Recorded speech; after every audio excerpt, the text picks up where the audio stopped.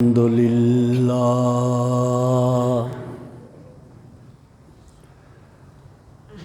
الحمد لله وكفى والصلاة والسلام على من لا نبي بعده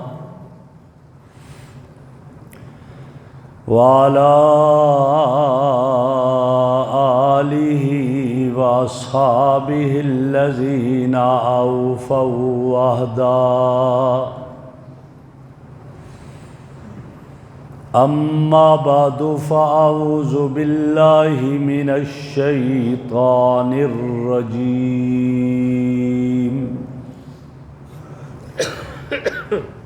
بسم الله الرحمن الرحيم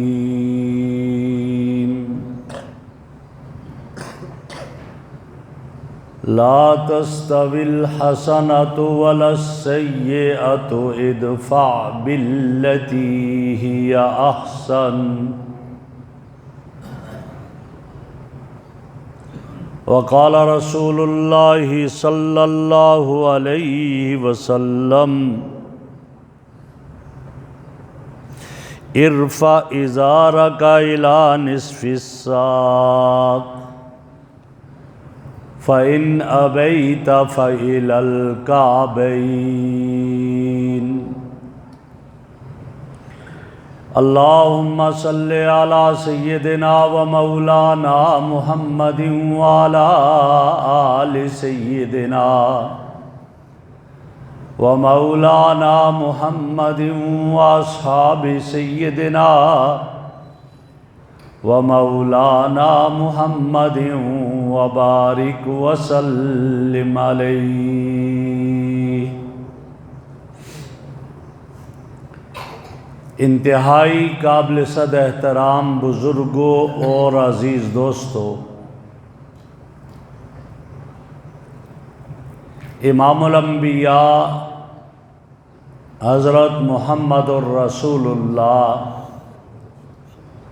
صلی اللہ علیہ وسلم کی خدمت میں جب حضرت جابر ابن سلیم رضی اللہ تعالیٰ عنہ پہنچے اور آپ سے درخواست کی اوصینی یا رسول اللہ، اے اللہ کے رسول مجھے کچھ نصیحتیں فرما دیجئے، تو آپ صلی اللہ علیہ وسلم نے حضرت جابر ابن سلیم رضی اللہ تعالیٰ عنہ کو 5 نصیحتیں فرمائیں، جن میں سے 3 کا تذکرہ تفصیل سے گزشتہ جمعوں میں آپ کے سامنے آ چکا ہے، اور 2 باقی ہیں، اور آج انشاءاللہ ان 2 کا تذکرہ کرنا ہے۔ پہلی 3 جن کا تذکرہ گزشتہ جمعوں میں آیا، ان میں ایک یہ تھی، آپ صلی اللہ علیہ وسلم نے ارشاد فرمایا لا تسبن شیئا، کسی کو کبھی گالی نہیں دینا، کسی کو کبھی برا بھلا نہیں کہنا۔ ایک یہ نصیحت تھی۔ دوسری نصیحت یہ فرمائی تھی وَلَا تَحْقِرَنَّ مِنَ الْمَعْرُوفِ شَيْئًا وَلَا تَزْهَدَنَّ، کہ اے جابر کسی نیکی کو حقیر نہ سمجھنا، اور کسی نیکی سے بے نیازی اختیار نہ کرنا، چھوڑ نہ دینا، ضرور نیکی کو کرنا بھلے چھوٹی ہی کیوں نہ۔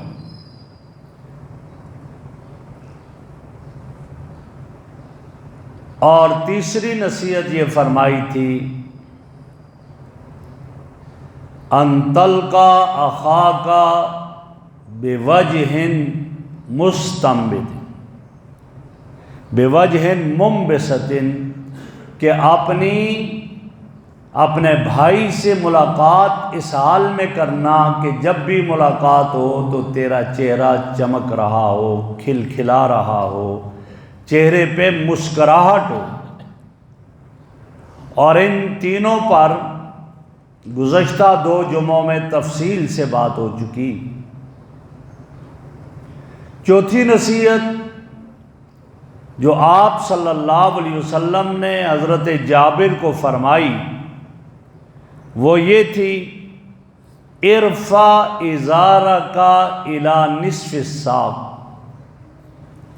کہ اپنے ازار کو، اپنے تہبند کو آدھی پنڈلی تک اوپر رکھو۔ فَإِنْ أَبَيْتَ فَإِلَى الْكَعْبَيْنِ، اور اگر نصف پنڈلی تک نہیں کر سکتے ہو تو کم از کم ٹخنوں سے اوپر رکھو۔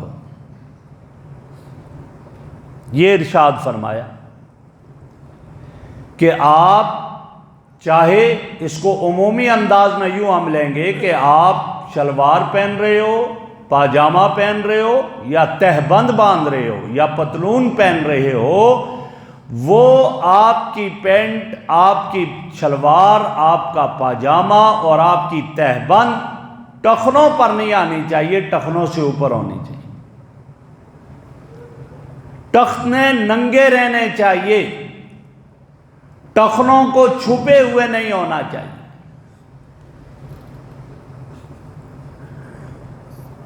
اور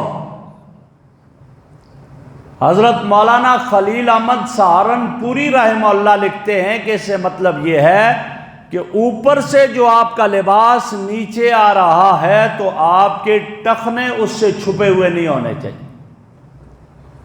ایک آدمی جبہ پہن رہا ہے، توق پہن رہا ہے، شلوار پہن رہا ہے، پاجامہ پہن رہا ہے، پتلون پہن رہا ہے، اب یہ اوپر سے نیچے آ رہے ہیں تو یہ پھر ٹخنے چھپے ہوئے نہیں ہونے چاہیے، ٹخنوں سے اوپر رہنا چاہیے۔ اور آپ کہیں گے کہ پھر جراب پہننے میں اور موزے پہننے میں وہ اوپر سے نیچے نہیں، وہ نیچے سے اوپر آ رہے ہیں، لہٰذا نیچے سے اوپر جراب پہن رہا ہے یا موزے پہن رہا ہے تو اس میں ٹخنے چھپنے چاہیے، بلکہ سردی سے بچانے کے لیے ٹخنے چھپانے میں اجر ملے گا، ثواب ملے گا۔ تو ایک آدمی موزہ یا جراب پہنتا ہے تو اس سے کوئی حرج نہیں، لیکن اوپر سے جو لباس پہن رہا ہے اس کے ٹخنے ننگے ہونے چاہیے، چھپے ہوئے نہیں ہونے چاہیے۔ وجہ کیا ہے؟ اور ایک اور حدیث میں ارشاد فرمایا، ما اسفل من الازار من الکعبین فی النار، کہ ٹخنوں کا جو حصہ تہبند سے چھپا ہوگا، اور آج کے زمانے میں عمومی کہہ دو شلوار سے چھپا ہوگا، پینٹ سے چھپا ہوا ہوگا، اتنا حصہ جہنم کی آگ میں جلے گا، جہنم کی آگ میں جلے گا اتنا حصہ۔ وجہ کیا ہے؟ اس کو کیوں حرام قرار دیا؟ آج ہمارے یہاں اس کو حرام سمجھا ہی نہیں جاتا۔ حرام کیوں قرار دیا؟ فرمایا 3 چیزوں کی وجہ سے اس کو حرام قرار دیا۔ ایک، ٹخنوں کا چھپانا 3 بنیادوں پر حرام قرار دیا، بلکہ 4 بنیادوں پر۔ پہلی وجہ، من جہت التشبہ بالنساء، عورتوں کے ساتھ مشابہت کی وجہ سے۔ اور حدیث میں آتا ہے جو مرد عورتوں کی مشابہت اختیار کرے اس پر اللہ کی لعنت، اور جو عورت مردوں کی مشابہت اختیار کرے اس عورت پر اللہ کی لعنت۔ اور آج ہمارے معاشرے میں اس کو نہیں برا سمجھا جاتا، مرد اتنے عجیب بال رکھ کر جاتے ہیں کہ آدمی سمجھے یہ کوئی عورت ہے۔ مرد عورتوں کی طرح کانوں میں بالیاں ڈالنے لگ گئے، کڑے پہننے لگ گئے، لباس عورتوں جیسا پہننے لگ گئے، اور عورتیں مردوں جیسا لباس پہننے لگ گئی، عورتیں مردوں جیسے بال رکھنے لگ گئی، اب ایک دوسرے کے ساتھ مشابہت اختیار کی، اور میرے نبی نے فرمایا ایسے لوگوں پر لعنت ہے، ایسے مرد پر لعنت ہے جو عورتوں کی مشابہت اختیار کرے، اور ایسی عورت ملعونہ ہے جو مردوں کی مشابہت اختیار کرے۔ اور اس میں مردوں کی عورتوں کے ساتھ مشابہت کیسے؟ عورتوں کے لیے حکم یہ ہے کہ ان کے ٹخنے بھی چھپے ہوئے ہونے چاہیے، لیکن آج معاملہ الٹا ہو گیا۔ عورتوں نے اپنے شلوار کو آدھی پنڈلی تک پہنچا دیا، اور مردوں کے لیے تھا کہ تم آدھی پنڈلی تک لے جاؤ۔ یہ اپنی شلوار پہن کر چلتے ہیں اور زمین پر جھاڑو دیتے ہوئے چلتے ہیں، گھسیٹتے ہوئے زمین پر چل رہتے ہیں۔ جو حکم مردوں کا تھا عورتوں نے اختیار کر دیا، جو عورتوں کا تھا مردوں نے اختیار کر دیا۔ مردوں کے لیے تھا کہ آپ لباس پہنو، آپ کے ٹخنے ننگے ہونے چاہیے، لیکن آج مرد جو ہے وہ ایسا پہن کر جاتے ہیں۔ اچھا، نماز کے اندر آتے ہیں تو شلوار اوپر، پتلون کے پانچے اوپر کر دیے، نماز سے باہر ہے تو پھر وہ نیچے۔ بھائی جو چیز نماز کے اندر بھی آرام ہے نماز کے باہر بھی آرام ہے۔ تو فرمایا کہ ایک تشبہ بالنساء، عورتوں کے ساتھ مشابہت لازم آ رہی ہے، اس وجہ سے ٹخنوں کا مردوں کے لیے چھپانا حرام ہے۔ اور دوسرا فرمایا من جہت تلوث بالنجاسہ، دوسری وجہ یہ ہے کہ اس میں نجاست لگنے کا خطرہ ہے۔ پانچے کھلے ہیں، تہبند نیچے لٹک رہا ہے، گزرتے ہوئے نجاست لگے گی، اور نجاست لگے گی تو جسم کو بھی نجاست لگے گی، اور جب جسم کو نجاست لگے گی تو جسم ناپاک ہوگا۔ اس وجہ سے فرمایا یہ حرام ہے۔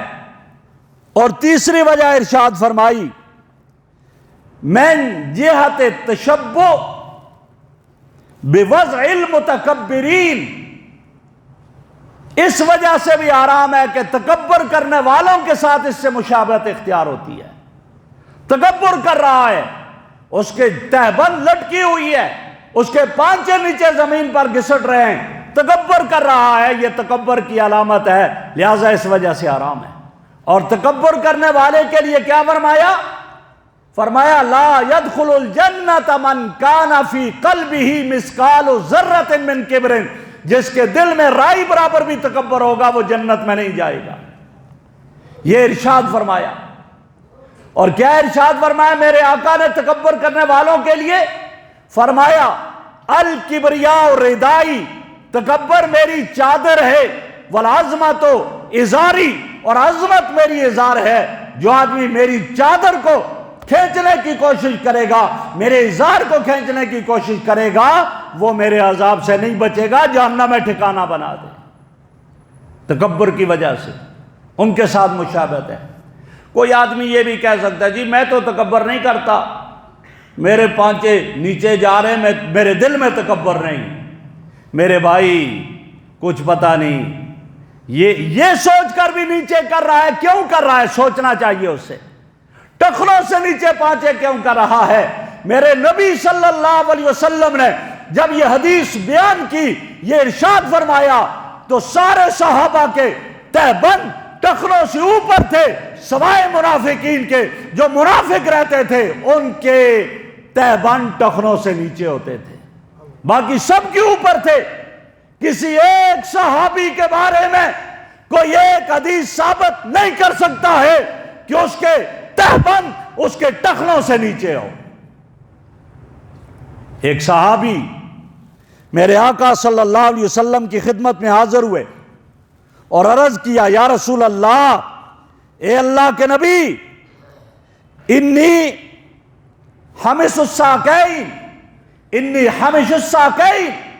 میری پنڈلیاں بڑی کمزور ہیں بیماری کی وجہ سے، بیماری کی وجہ سے کمزور ہے میری پنڈلیاں، مجھے اجازت دے دیجئے میں اپنی پنڈلیوں کو اور اپنے ٹخنوں کو چھپا لوں تاکہ لوگوں کے سامنے نہ آئے، لوگ دیکھ کر مذاق کریں گے۔ یہ اجازت مانگ رہا ہے صحابی کہ بیماری کی وجہ سے یہ ہے تاکہ میرا یہ عیب لوگوں کے سامنے نہ آئے۔ میرے آقا نے کیا جواب دیا؟ میرے آقا صلی اللہ علیہ وسلم کے سامنے جب یہ بات آئی اور جب انہوں نے یہ عرض کیا کہ میری پنڈلیاں سوکھ گئی ہیں، اور آپ مجھے اس کے چھپانے کی اجازت دیں، تو آپ نے فرمایا بھائی بیماری تو اللہ کی طرف سے ہے، بیماری اللہ رب العزت کی طرف سے ہے، اور نافرمانی تیری طرف سے ہے۔ تو جو جان بوجھ کر رہا ہے نافرمانی کر رہا ہے، بیماری اللہ کی طرف سے، نافرمانی فرمایا وہ تیری طرف سے ہے۔ وَأَنَا، اور آگے فرمایا اَمَا لَكَ فِيَّ أُسْوَةٌ، کیا تیرے لیے میری زندگی میں کوئی نمونہ نہیں ہے؟ تو مجھ سے اجازت مانگ رہا ہے، کیا میری زندگی تیرے لیے نمونہ نہیں ہے؟ میری زندگی نمونہ ہے تیرے لیے۔ میں محمد کی تہبند ٹخنوں سے نیچے زندگی میں نہیں گئی ہے، آج تو کیوں نیچے کرنے کی اجازت مانگ رہا ہے؟ ٹھیک ہے بیماری ہے وہ اللہ کی طرف سے ہے، لیکن یہ تو جو کر رہا ہے یہ نافرمانی کر رہا ہے، اس سے بچنا تو نافرمانی کی اجازت لے رہا ہے، میں محمد نافرمانی کی اجازت نہیں دے سکتا ہوں۔ فرمایا تکبر، جو آدمی کہتا ہے میرے دل میں نہیں تکبر، یہی سب سے بڑا تکبر ہے۔ تکبر کس سے کہا گیا؟ صحابہ نے پوچھا یا رسول اللہ، اچھی سواری، عمدہ لباس پہننا یہ تکبر ہے؟ فرمایا نہیں، ان اللہ جمیل یحب الجمال، اللہ خوبصورت ہے، خوبصورتی کو پسند کرتا ہے۔ تکبر کیا ہے؟ فرمایا کہ بطر الحق وغمط الناس، حق بات کو چھپا دینا اور لوگوں کو حقیر سمجھنا کہ یہ میرے سٹیٹس کا نہیں ہے، یہ تکبر ہے۔ تو فرمایا یہ ٹخنوں سے نیچے تہبند شلوار پتلون کو کر دینا، یہ متکبرین تکبر کرنے والوں کے ساتھ مشابہت لازم آتی ہے، لہٰذا یہ جائز نہیں ہے، ایسا نہیں کرنا چاہیے۔ یہی وجہ کہ سیدنا عثمان ذو النورین رضی اللہ تعالیٰ عنہ جب نبی اکرم صلی اللہ علیہ وسلم نے انہیں بھیجا مذاکرات کے لیے حدیبیہ کے موقع پر، جب بھیجا اور گئے، رشتہ داروں نے صبح کہا آپ نے مذاکرات کرنے ہیں، آپ نبی کی طرف سے مذاکراتی ٹیم میں آئے ہیں، آپ سربراہ بن کر آئے ہیں، کل تو بڑے بڑے لوگوں سے آپ کے مذاکرات ہوں گے، آپ کی تہبند اتنی اوپر ہے، اور یہاں کے بڑے لوگ جو ہوتے ہیں وہ تو گھسیٹتے ہوئے زمین پر جھاڑو دیتے جاتے ہیں، آپ اپنی تہبند کو نیچے کر دیجئے تاکہ وہ بھی ٹخنوں سے نیچے ہو۔ تو عثمان ذو النورین رضی اللہ تعالیٰ عنہ کا جواب کیا تھا؟ فرمایا کیا میں ان بے وقوفوں کی وجہ سے اپنے محمد کی سنت کو چھوڑ دوں؟ ایسا نہیں ہو سکتا۔ انہوں نے نہیں کی تہبند اپنی نیچے، اور اسی طرح گئے۔ یہاں کچھ لوگوں کے ذہن میں شاید یہ آ جائے کہ سیدنا صدیق اکبر کی تہبند نیچے ہوتی تھی ٹخنوں سے بھی، کیوں؟ فرمایا وہ عذر کی وجہ سے تھی، معذوری۔ کیا معذوری تھی؟ ان کا پیٹ بڑا تھا، جب تہبند باندھتے وہ نیچے سرک جاتی تھی، لیکن وہ نیچے چھوڑتے نہیں تھے، پھر اوپر کر لیتے تھے، جب نیچے ہوتی اوپر کر لیتے۔ اور نبی اکرم صلی اللہ علیہ وسلم نے تو ابو بکر کے لیے ارشاد فرما دیا کہ اس کا دل کبر سے پاک ہے، اس کا دل کبر سے پاک ہے۔ تو تیسری وجہ جس سے یہ کہا گیا کہ تہبند یا شلوار وغیرہ کا ٹخنوں سے نیچے آنا اس کی حرام ہونے کی وجہ یہ ہے کہ تشبہ بوضع المتکبرین جو ہے وہ لازمات ہے۔ اور چوتھی وجہ اس کی حرمت کی یہ ہے، فرمایا من جہت الاسراف، فضول خرچی ہے، اس میں فضول خرچی ہے۔ آدمی کے ذہن میں فوراً ایک اعتراض اٹھتا ہے کہ فضول خرچی کیسی بھائی؟ 1 انچ وہ نیچے ہو جائے گی شلوار، 2 انچ ہو جائے گی، یہ تہبند 2 انچ نیچے ہو جائے گی، 2 انچ میں کیا فضول خرچی ہے؟ یقیناً بظاہر نہیں لگتی، لیکن ایک یہ نہیں، دنیا کے 2 کروڑ سے زائد مسلمان جب ان کے اندر کئی کروڑ انسانوں میں جب یہ 2 انچ کو لے گا کہاں سے کہاں پہنچ جائے گا، اجتماعی فضول خرچی لازم آئے گی، لہٰذا ان سے بچنا چاہیے۔ تو اپنی تہبند، شلوار، اپنی پینٹ یہ ٹخنوں سے نیچے کرنا اس کو حرام قرار دیا، اور فرمایا یہ حرام ہے۔ اور میں نے عرض کیا نبی اکرم صلی اللہ علیہ وسلم کے صحابہ میں سے کسی ایک سے بھی یہ ثابت نہیں، اور چھوڑیں اگر جائز ہوتا تو میرے نبی نے 1 مرتبہ بھی کیا ہوتا، میرے نبی نے 1 مرتبہ بھی نہیں کیا بیان جواز کے لیے، پتہ چلا یہ جائز نہیں ہے، یہ جائز نہیں ہے، یہ میں اپنی طرف سے نہیں کہتا، یہ میرے نبی کا ارشاد ہے۔ اور یہاں تک ارشاد ہے، فرمایا میرے آقا کا یہ ارشاد فرمایا کہ قیامت کے دن سب سے کم عذاب کیا ہوگا؟ اس آدمی کو ہوگا جس کو جہنم سے نکالا گیا ہوگا، جہنم سے نکال کر اس کو آگ کی 2 جوتیاں پہنائی ہوں گی۔ آگ کی جوتیاں جہنم میں نہیں ہے، یہ آگ کی 2 جوتیاں پہنائی ہوں گی، اور ان کا اثر کیا ہوگا؟ ان کا اثر یہ ہوگا کہ اس کی کھوپڑی اس طرح ابل رہی ہوگی جیسے ہانڈی ابلتی ہے۔ اور صرف یہی نہیں، اس کے ساتھ والے آواز سنیں گے اس ہانڈی کے ابلنے کی، اس کھوپڑی کے ابلنے کی۔ یہ تو اس کو لیے ہے کہ جس کو جوتیاں پہنائی جائیں گی، جس کے پاؤں اور جس کے ٹخنے ہی جہنم میں ہوں گے۔ فرمایا نا من الکعبین من الازار فی النار، جہنم میں ہوں گے۔ پھر بتائیں اس کو کیا سزا ہوگی، اس کا کیا حال ہوگا۔ اس لیے ان سے بچا جائے۔ اور اس پر سزا کیا ہے؟ اس کو ہم ہلکا سمجھتے ہیں نا کہ کوئی بات نہیں، ٹخنوں ننگے نہ بھی ہوئے کوئی حرج نہیں، جاؤ بھائی، چونکہ میں نے جانا ہے آفس میں مذاکرات کے لیے جانا ہے، میں نے فلاں جگہ، لوگ دیکھ کر کیا کہیں گے، یہ کیا دقیانوسی ذہن کا آدمی ہے۔ ہائے، دنیا میں ان کی باتوں سے بچنے کے لیے آدمی کر لیتا ہے، لیکن آخرت میں دیکھے گا کیا ہوگا۔ میں جو عرض کر رہا ہوں نبی اکرم صلی اللہ علیہ وسلم کی حدیث سے عرض کر رہا ہوں، میں اپنے پاس سے نہیں عرض کر رہا۔ فرمایا اس آدمی کو قیامت کے دن 4 طرح کی سزائیں ملیں گی۔ ایک سزا یہ ہوگی، لا یکلمہم اللہ یوم القیامہ، اللہ قیامت کے دن ان سے بات نہیں کریں گے۔ اب آپ خود سوچ لو کہ اللہ جب قیامت کے دن بات ہی نہ کرے، وہ بات کس کی؟ محبت کی بات نہیں کریں گے۔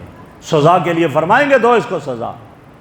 اللہ قیامت کے دن ایسے آدمی سے بات نہیں کریں گے محبت سے۔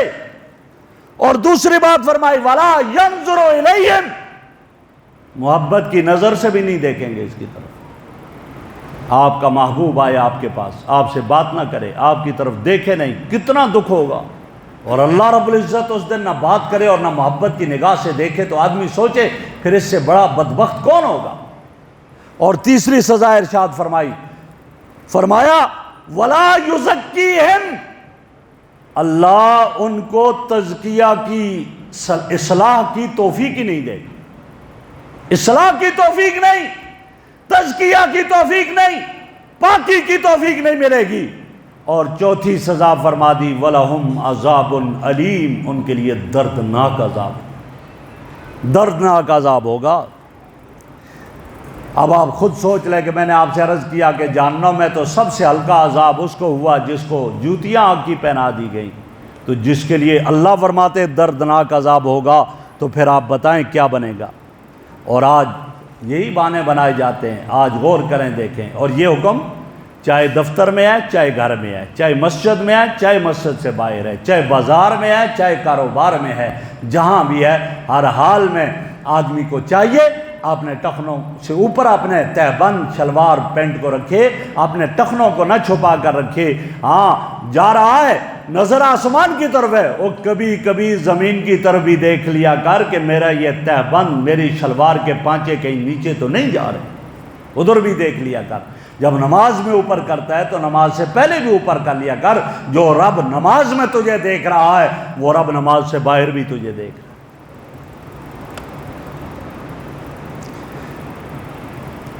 اور پانچویں چیز جو ارشاد فرمائی میرے آقا نے، جو نصیحت حضرت جابر ابن سلیم کو فرمائی، بڑی عجیب ہے۔ فرمایا ان امرؤ شتمک او عیرک بامر یعلمہ فیک فلا تعیرہ تعلمہ فیہ۔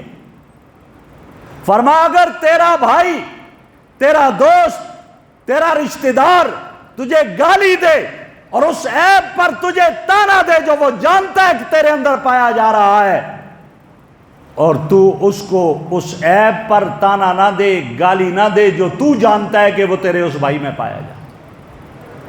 کیا مانا؟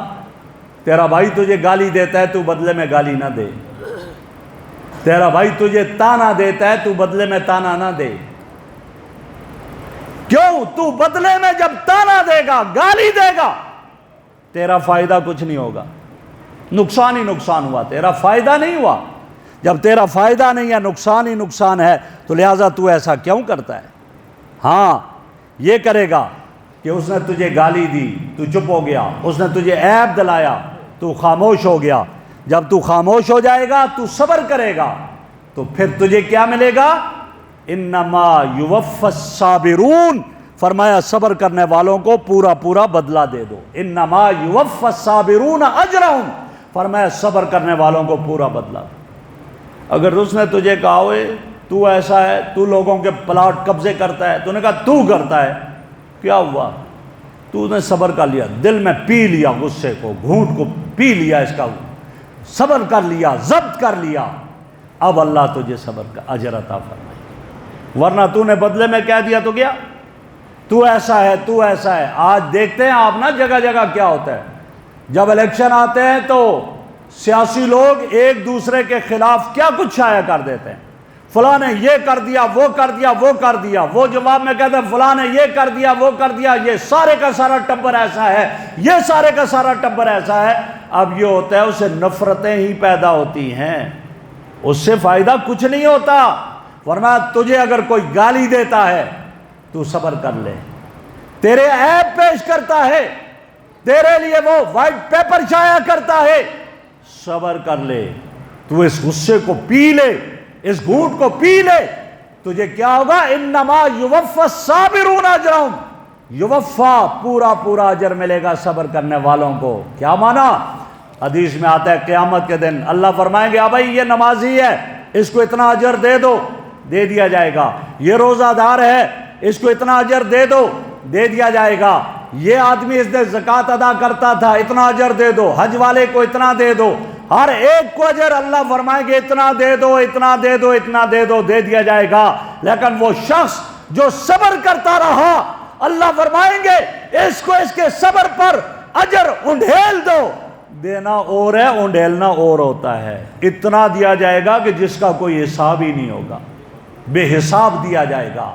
آج مجھے اور آپ کو بے حساب کا اندازہ نہیں ہے، لیکن اس دن اندازہ ہوگا کہ بے حساب کا اندازہ کیا ہے، کیوں؟ اس نے صبر کیا ہے، اس نے ضبط کیا ہے۔ جب اس نے صبر اور ضبط کیا ہے تو اللہ رب العزت پھر اس کو بھی اس پر اجر عطا فرمائیں گے، اور ایسا اجر کہ جس کا کوئی سوچا نہیں جا سکتا۔ جب ہی ارشاد فرما دیا، فرمایا وَلِمَنْ صَبَرَ وَغَفَرَ إِنَّ ذَلِكَ مِنْ عَزْمِ الْأُمُورِ، صبر کرنا اور معاف کرنا یہ بڑے ہمت کے کاموں میں سے ہے، لہٰذا صبر کرنا چاہیے، اور صبر پر اللہ بہت کچھ عطا فرماتے ہیں۔ لہٰذا فوراً بے صبری کا نتیجہ کیا ہوتا ہے؟ فوراً قتل و غارت گری۔ آج ہم نے پڑھا کہ ایک جگہ پر 2 آدمی قتل ہو گئے، کیوں قتل ہو گئے؟ تو میں ہوئی قتل۔ آج یہی ہوتا ہے، اب اس وقت فوراً پسٹل، فوراً گن نکالی، قتل، اور اس کے بعد پھر پریشانی ہوتی ہے۔ اگر تھوڑی دیر یہ صبر کر لے تو اللہ اجر عطا فرما دے گا، پھر ندامت اور شرمندگی سے یہ آدمی بچ جائے گا۔ تو یہ چیزیں ان کو ہم اپنی زندگی میں لے کر آنے والے بنیں۔ کوئی عیب نکالتا ہے، نکالے بھائی، اس میں اس کا نقصان ہے، میرا تو نقصان نہیں ہے۔ نبی اکرم صلی اللہ علیہ وسلم کو کافر کیا کچھ کہتے تھے، جادوگر، ساحر، الیاذ باللہ، اور کیا کچھ کہا، لیکن آپ نے آگے سے کیا کیا ہے؟ آپ نے صبر کا مظاہرہ کیا، آپ نے ان کے لیے دعائیں کی۔ ایک جگہ پر گئے، آگے سے صحابی کہتے ہیں ایک آدمی نے آپ کے چہرے پر مٹی پھینکی، میں دوڑتا ہوا گیا، کیا کچھ مانگ رہے ہیں اس سے؟ مال و دولت مانگ رہے ہیں؟ جب گیا میں نے دیکھا نہیں، آپ اس سے مانگ کچھ نہیں رہے تھے، آپ فرما رہے تھے لا الہ الا اللہ پڑھ لو تاکہ جنت میں چلے جاؤ۔ اس نے مٹی پھینک دی، آپ نے بد دعا نہیں دی، آپ نے صبر کر دیا۔ ایک اور نے چہرہ مبارک پر الیاذ باللہ تھوک دیا، اتنا بڑا گناہ اور جسارت، لیکن آپ کیا کرتے ہیں؟ رات کو مصلی بچھا کر، اللہ ان کے پاس گیا تھا ان کی بگڑی بنانے، چہرے پر تھوک لیا، اللہ ان کی قوم کو ہدایت دے۔ اور طائف کا واقعہ تو میرے اور آپ کے لیے نمونہ ہے۔ حضرت عائشہ صدیقہ رضی اللہ عنہ فرماتی ہے یا رسول اللہ، آپ کا سب سے مشکل ترین لمحات کون سے ہیں، یادگار بنے جو؟ فرمایا حمیرہ، میری زندگی کا ہر لمحہ مشکلات سے عبارت ہے، لیکن طائف کا سفر میں کبھی نہیں بھول سکتا۔ میں گیا، انہوں نے میری دعوت کو ٹھکرایا، پھر میرے اوپر پتھروں کی بارش و باش بچوں کو لگایا، پتھر برساتے تھے، میں گر جاتا، بغلوں میں ہاتھ ڈال کر پھر کھڑا کر دیتے، پھر پتھر برساتے، میرے خون سے، جسم سے خون نکلا، میری جوتیاں خون سے بھر گئی، میں اپنے ازلی دشمنوں کے باغ میں جا کر پناہ لینے لگا، میں جا کر ایک جگہ بیٹھا، اتنے میں فرشتہ آ جاتا ہے، حکم ہو آج دونوں پہاڑوں کو ملا دوں، یہ ملیا میٹ ہو جائیں، لیکن فرماتے ہیں کہ میں نے کہا نہیں نہیں، ایسا نہیں ہو سکتا، ایسا نہیں کرنا، اللہم اہد قومی فإنہم لا یعلمون، اللہ میری قوم کو ہدایت دے، یہ میرے مرتبے کو نہیں جانتے۔ یہ صبر تھا، اللہ کے نبی نے دعا کی، اور انہی کی نسلوں میں پھر محمد ابن قاسم باب الاسلام کو اس سے آیا، سندھ سے آتے ہوئے داخل ہوا، اور آج برے صغیر پاک و ہند میں اسلام ہے، تو وہ اسی محمد ابن قاسم کا مرہون منت ہے جو میرے نبی کی دعا کا صدقہ ہے۔ تو اس لیے ہمیشہ اس چیز کو دیکھا جائے، کبھی دوسرے کو کبھی عیبوں پر تانا نہ دیا جائے۔ آج ہمارے ہاں یہ بہت عام ہو گیا، اور میرے نبی نے فرمایا جو کسی کو کسی کے عیب پر تانا دیتا ہے، اللہ اس کو مرنے سے پہلے پہلے اس عیب میں مبتلا کر دیتے۔ بھئی کیوں تانا دیتا ہے؟ تانا نہ دے، جب دیکھے تو خود پاک ہو، تو خود ہی پاک نہیں، آج نہیں تو کل تجھ سے یہ کام ہوگا، پرسوں ہوگا، اللہ موت سے پہلے پہلے اس کو مبتلا کر دیں گے۔ تو بہرحال یہ 5 نصیحتیں میں نے آپ کے سامنے عرض کی، جو میرے آقا صلی اللہ علیہ وسلم نے حضرت جابر ابن سلیم کو ارشاد فرمائی تھی۔